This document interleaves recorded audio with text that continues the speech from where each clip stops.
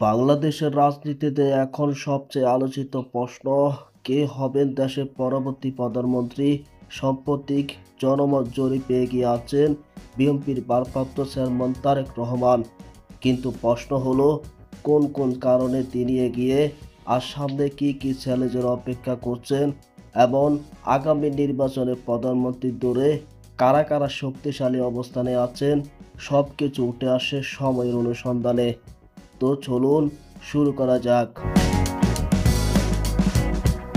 সাম্প্রতিক বিভিন্ন অনলাইন ও অফলাইনে জনমত জরিপে দেখা যাচ্ছে দেশের একটি বড় অংশ তরুণ ভোটার পরিবর্তনের পক্ষে, এবং পরিবর্তনের প্রতীক হিসাবে তারা তারেক রহমানের নাম বলছেন। অনেকে মনে করেন গত এক দশকেরও বেশি সময় লন্ডন থাকার পরেও রাজনৈতিক বিতর্ক, অনলাইন উপস্থিতি এবং দলের নেতৃত্ব ধরে রাখার কারণে তার জনপ্রিয়তা তুঙ্গে।